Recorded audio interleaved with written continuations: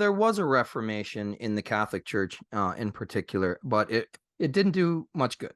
I don't think that there's any active sort of push to get the regions of the world to begin killing heretics. I think if anything, Christians, even innocent Christians, are under attack right now. It's kind of the inverse. Mm-hmm. But you really see it with just power in general. You see it with power in general. And it's been the story of the Catholic Church, of the church in general, after Christ and the apostles. This power struggle has been an issue. I mean, it's debatable, right? Because in early Christianities, you even saw it in like the heresiologists, like Irenaeus and Hippolytus. And what's a heresiologist? Is that like a heresy? Yes, these were the men who railed against heresy. So heresy comes from the Greek word hairesis, which means school of thought. That's all it means. It's like, in the original Greek, the context they were using it in was saying this school of thought is wrong. And we derived like, oh, they're heretics because they're hairesis. But what they did was they basically attempted to systematize Christian teachings and Christian doctrine, Christian dogma. And we have their writings, whereas we didn't have a lot of the writings of the people that they kind of, had these polemics against. So we based a lot of our understanding of the early Christian schools of thought off of basically, the propaganda of their opponents, who just so happened to have their works preserved. Like Irenaeus, Hippolytus, Justin Martyr, et cetera, so on and so forth. Epiphanius. Clement of Alexandria was a little bit more, he was a little bit more amenable to, particularly the Gnostic schools. But there was that power struggle from the beginning, pretty much immediately after Christ. One of the interesting things that people don't really have a very firm understanding of the history of, particularly when you talk about things like the Vatican and you talk about things about the papacy, it's very confused, because a lot of the information we're getting is from people who didn't bother to learn any of this shit. They're just like, oh, well, I'll go as far back as the 1500s, but after that, fuck it. I found it. It's like, you got to go. And that's the trouble with me. I've got to go as far back as I can to figure out what all this stuff means. That's just what it is. Cause then you don't have context. You might have like a gotcha moment on paper, but it's like, that's not context. You're going to run into somebody who knows more about this shit than you do, and he's going to pull your pants down, so it's, you've got to go back. But really the thing is, so the Vatican, again, is the seat of, is the physical headquarters for the Holy See, which is the political or the, I mean, let's face it, it's political and religious power of the Bishop of Rome that we call the Pope. But that is the Western Church. That's not the Eastern Church. So, and that's not the Protestant Church, right? The Protestant Church are a group of, clerics and things like that, kings and stuff. The Anglican Church, they rebelled against the dictates for one reason or another, and they kind of reorganized Christianity to their own dogma, which is just, it's only different from Catholicism because Catholicism changed their doctrines very slowly over time, whereas like Protestants changed their doctrine immediately, and had like a very, very quick, a very, very rapid break with the main church. But it, all of this stuff really starts not only with Christ, but with Rome, right? Because Christ was born during, the Roman Empire, really. And so What I found really interesting, I used to read a lot of science fiction. I love Philip K. Dick, and I loved his Valis trilogy. And one thing that he really pointed out, I think he really hit on something in this, even though it was kind of fiction. He says in one of the books of this trilogy that Rome was the empire that never ended. And I scratched my head for a little while thinking about that. And then I really understood what he meant, because you have essentially the Roman Empire under Constantine the Great, Constantine the First. In 313 CE, he releases something called the Edict of Milan, basically saying, look, we're not going to just randomly arrest these people and kill them for fun at the Colosseum. We're not going to feed them to lions anymore, just because they're Christians, men, women, and children, right? So that's the persecution the early Christians had to deal with. You could be a woman at the market with your child and be pulled off the street because you're a Christian, and then you could be fed the next day to lions in front of the populace. Again, power, right? it's the prevailing power structure that's doing that. So whoever's at the bottom is always the food for the people that's at the top. That's just the way it is in all systems, and that's never going to change. But he basically released this edict that said we're not going to do that no more. And in 10 years from that time, Christianity was the official religion of Rome. And there's like all sorts of stories about why he did it. His mother was secretly a Christian and all this stuff. And there's a story that I think one of the bishops, Eusebius, relates about him getting a message from God or Christ, that whole in hoc signo tu vinces, except it was in Greek. And I think it was like to Aftonika. With this, you win, you conquer, you're victorious. And it's that, they call it the hero, the X and that the P, they're Greek letters, he and rho. And they're the first two. They're the first two letters of Christ's name in Greek.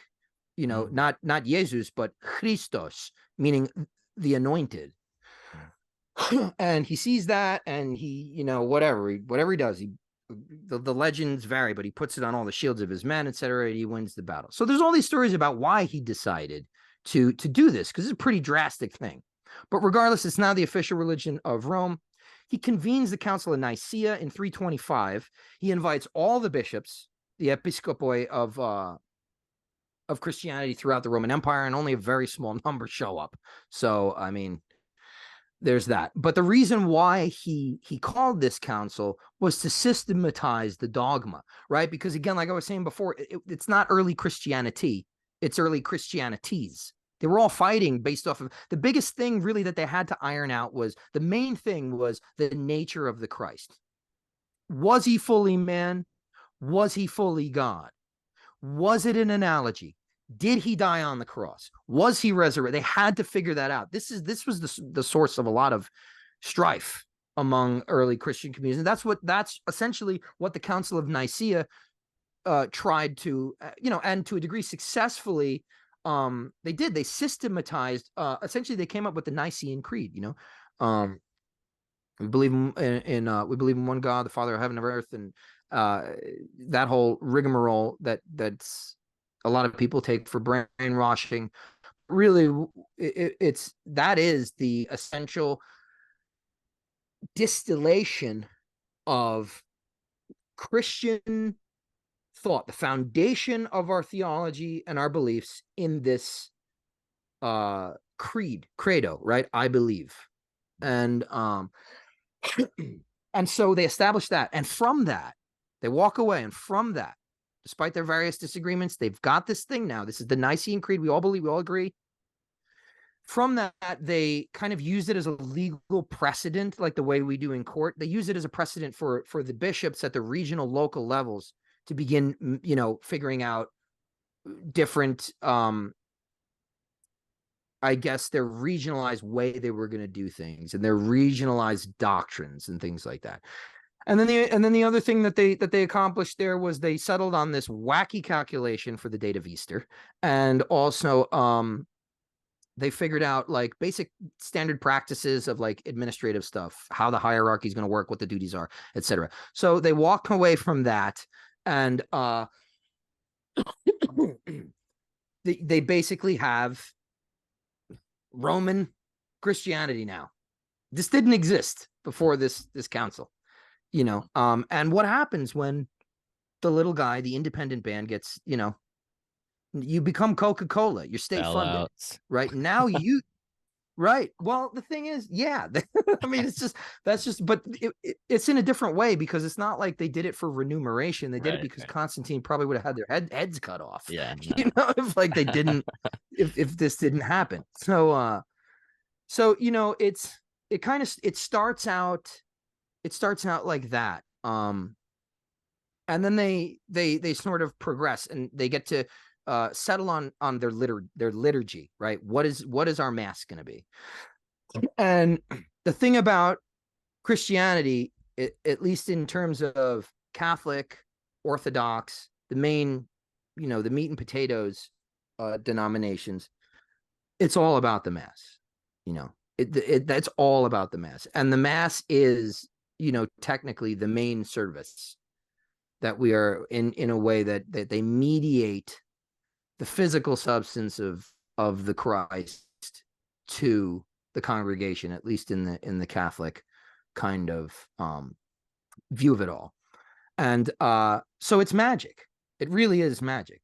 The mass is magic, and it's an alchemical magic, right? Because they're taking bread and wine and they're turning it into the body and blood of Christ. And the priest stands up there, the officiating priest stands up there in what's called persona Christi, which is basically, if anybody's done like any Golden Dawn work, it's the God form of Jesus Christ, and, you know, supplicates that God, you know, ratify and sanctify the hosts as true vessels, you know, of Christ's body and blood. Actually, as a funny aside, that's where we get the term hocus pocus. Oh wow, really? So the Tridentine Mass, you're talking about the Council of Trent, that's where they figured out that they were going to have this Mass in Latin, and it was like the Latin Mass until the 1960s. That was like the one in most usage. And the part where where the priest says in persona Christi, "This is my body," the line in Latin is "Hoc est corpus meum." And so that gets kind of translated by a laity that's always hearing that every Sunday, but doesn't know Latin as hocus pocus. Whoa. It's hocus corpus meum. This is my body. And so they decide on the liturgy, and that's one of the things they decide on. But what a lot of people also don't realize is the Roman Empire is about to collapse. Again, right? Talking about the church, everything getting so big, right? We'll see this again throughout the history of the church. Rome gets so big that it ends up administratively being sort of partitioned into an Eastern Empire and a Western Empire, and each one has their own emperor. And it's in the 400s. I forget. I think I might have it, but in the 400s, 476 CE, the Western Empire falls, and there's no more Rome of the West. There's a Rome of the East, and we call that Byzantium, the Byzantine Empire. That's just, they didn't call themselves the Byzantines, they called themselves Romans, but they were just Eastern Romans. They were of the Eastern Roman Empire that had its own emperor. Wow. Right? So what happens is then that's when the Middle Ages start, right? All of the administration gets wiped out.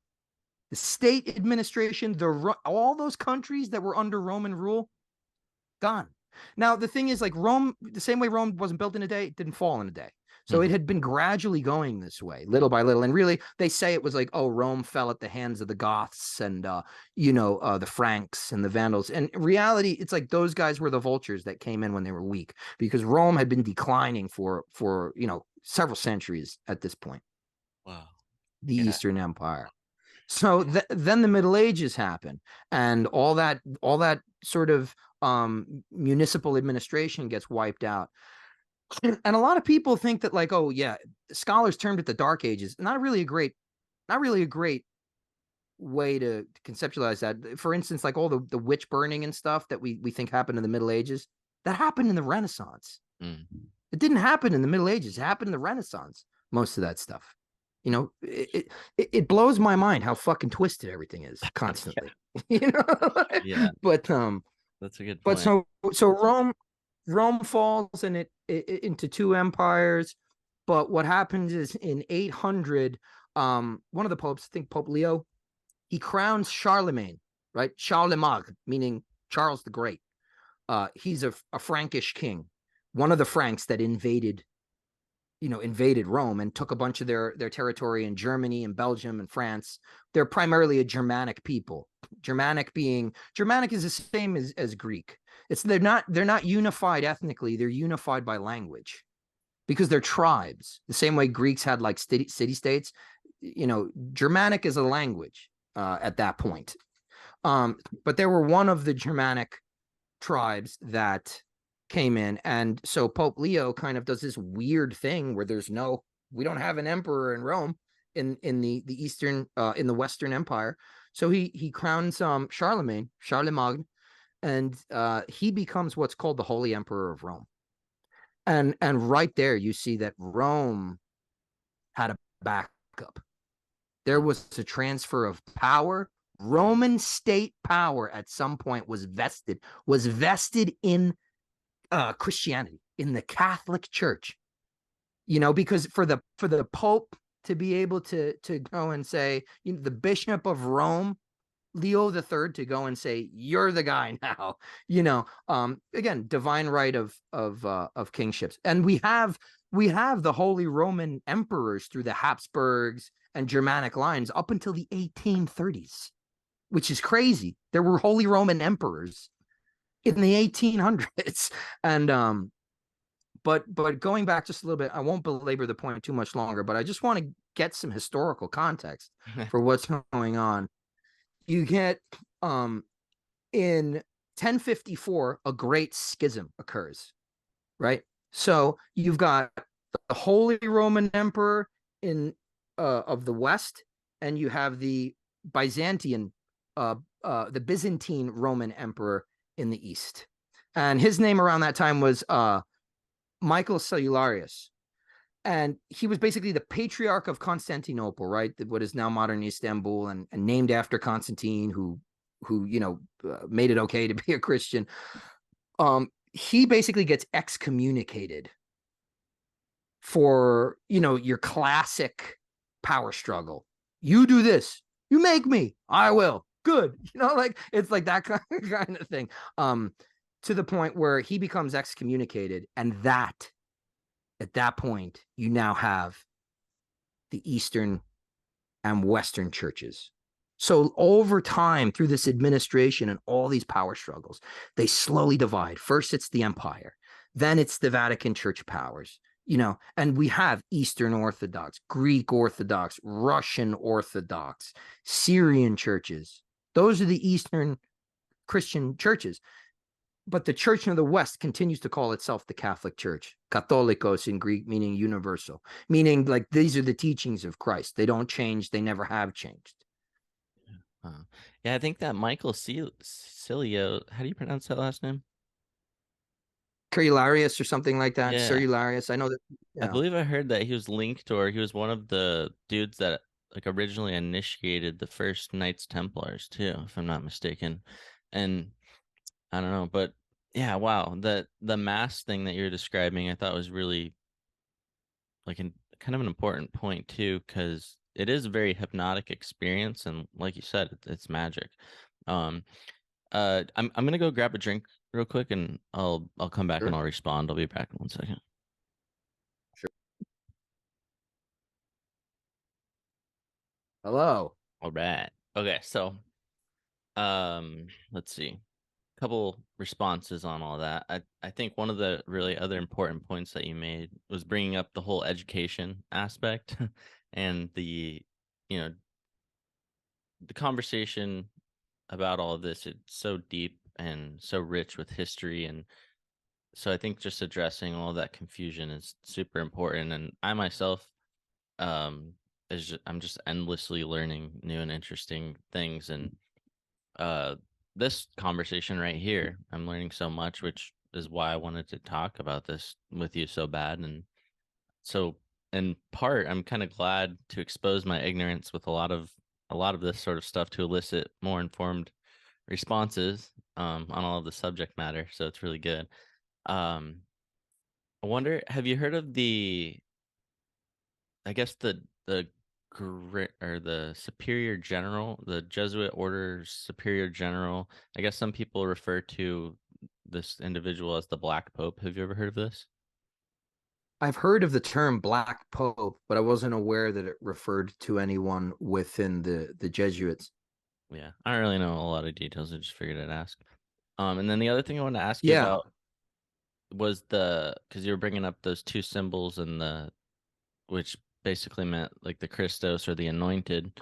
And then so I was wondering, between the name Jesus or Yeshua or Yod-Heh Shem Vav-Heh and then the Christos, was the Christos, is this more in regard to the spirit that kind of descended down, separating it from the name of the man himself, or how do you see that?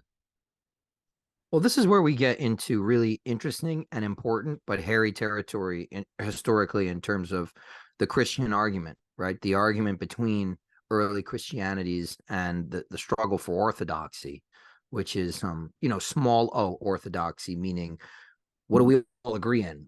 Orthodoxy is a compound Greek word. Basically, orthos is like straight, and doxa is like opinion. So it's basically like them saying like of the right opinion. We're trying to get to right belief here. Now, the early quote unquote Gnostic variants of Christianity, particularly in Marcionite and Basilidian Christianity, there was a big question mark around the nature of the Christ and the resurrection, and was it symbolic, and was it historically factual? But what's most interesting, because I had if you really study the Gospels, you see that they're telling it's Jesus's whole thing constantly is that this is a formula. This is not just for me to do. It's not just me. I die, you're forgiven, you get to go be a shitty person and have all the fun in the world and have 3 cars and get your job. It's not about that. He's giving you a formula. He says, those who do not basically walk away from their family, those who do not take up their cross and carry it in my way, meaning like I did, are not worthy of me. And when Christ chooses the cross, he's essentially rejecting all the knowledge of the world, because he doesn't choose the world. He chooses death willingly. And that's how you transcend. That's the formula. But what allowed him to actually walk this path? What's really interesting is that Basilidian Gnostics did not celebrate the incarnation of the Lord on or around the winter solstice the way we do around Christmas time, December 25th. They celebrated the incarnation of the Lord either on January 6th and January 8th, which is interesting because traditionally it's January 7th that in small o Orthodoxy we celebrate the baptism of the Lord. And it's at the baptism of the Lord that the Holy Spirit descends into him. And Jesus is no more. He is the Christ. Okay, and the symbolism of baptism is so important because it relates to the word Christos. Christos means anointed. But anointed, some people conflate that with chosen. But what it really means is anointed with oil. And they would anoint kings and they would anoint high priests and things like this. But it was symbolic. because this was a time and place that did not have the widespread usage of soap. And so they used oil to clean their bodies. And so an act of anointment is an act of cleansing, itself an act of purification. And that is supported by the idea of Christ being washed clean in the River Jordan by John the Baptist. And it's only at that point that the Holy Spirit descends upon him like a dove. The skies part, and God himself says, "Behold, this is my son, in whom I am well pleased. Listen to him." Wow. And then he goes forth and starts his ministry, because he's not Jesus anymore. He's Christ. He was able to put himself, his ego, his false tainted perceptions, tainted by materiality, right? That's the whole Platonic thing that I've been talking about since day one, that Plato had been talking about for 2,500 years, is the contamination of the soul in the spiritual realms. It's perfectly summed up in the myth of Persephone in the underworld. She tastes the fruit while she's down there, and so she's got to keep going back. And Jesus says, I'm not tasting the fruit. I'm not eating this shit. I don't care how good it is. I don't care how starving I am. I'm not eating of it. And in that way, he's able to create himself as a perfect vessel for the aspect of his spiritual architecture, which transcends his ego. The bornless part of himself enters into reality through him and does the will of the absolute, which is live a life which transcends the material inclinations completely. And in doing so, be the image, be the blueprint, be the actual formula for how everyone else gets out of here. How everyone else transcends and ascends. That's the importance of Christos to me. You know, Yeshua, Jesus, Yoreshin Vavhe, it led me to that realization, which is important. It led me there. But ultimately, my interest is with the idea of the Christos. And even before I had even come to this interpretation, I happen to be, clergy in a Gnostic church. I don't really talk about it all the time. And I've spent, several years now delivering homilies. It's my job, is to deliver the homily, which is to get up and interpret scripture and talk about these things. And well before I even came to that kind of a conclusion, having to sit down with the Gospels themselves and read them, I mean, it's all there. You don't even need anything else because it's in there. The thing that fucks a lot of people up is that there's so much dogma that the Christian church and people, normal people, kind of have imposed over that stuff, but it's all there if you read it. Wow. I like that date of celebration of his baptism, personally. I think that's really cool. And there was a day that just passed recently. I saw a lot of Masonic people posting about the day of John the Baptist or something. Is that the same thing, or is it? Oh, okay. Yeah. It's not the same thing. In terms of it, it's not the feast day of the baptism of the Lord, but it's the feast day of St. John the Baptist, who was known as the forerunner of Christ. So he held a very dignified position, still does, in esoteric circles and Christian circles, and even in the Abrahamic religions in general, particularly, things like Islam and stuff like that. John the Baptist is also venerated to a degree, because, he's a very important figure. He's very, very radical. He's very radical. I mean, he is described as a man covered in the skin like pelts of animals in the wilderness. He didn't live among the villages. He lived in the wilderness, and he would go around dunking people in water, screaming about the coming Messiah. He would say, "I baptize you with water, but one is coming who will baptize with fire and the Holy Spirit. One comes after me whose shoes I am not fit to wash." I mean, this was the reverence that he had. And in some traditions, it might even be in one of the Gospels, but John the Baptist and Christ are cousins, like biological cousins. And so really to me, it betrays this sense of very, very, very close relation and importance in the overall mythos. Now I use the word mythos not as in the modern context of myth, something completely untrue but symbolic. Mythos is in retelling. That's what that means in Greek. It means like to tell a tale, in ancient Greek, frankly. So it doesn't necessarily denote something that's false. But in the Christian mythos, they're very, very, I mean, think about it, right? This is the person who is the quote unquote son of God. By all rights, by human logic, he should be baptizing John, but he doesn't. He submits himself and he kneels before him and says, you do it.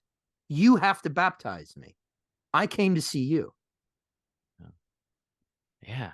All right. Switching gears a little bit, but this sort of relates. I wanted to touch on Luciferianism. I guess there's some correlation with the first archon. Sky. Woof. Woo, we're running the gamut tonight, baby. Yeah. Might as well throw that in there. Yeah.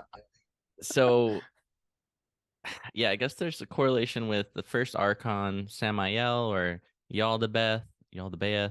I was poking through some documents of something called the Order of Phosphorus. It's kind of a fairly recent magical order established by a guy named Michael Ford, I guess, of the Greater Church of Lucifer.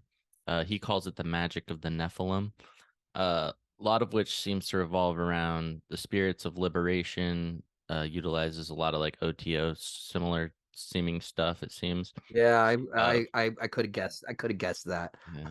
But what I find really interesting when you look at the conclusion of this strain of Luciferianism is that it associates Lucifer and Ahriman as synonymous.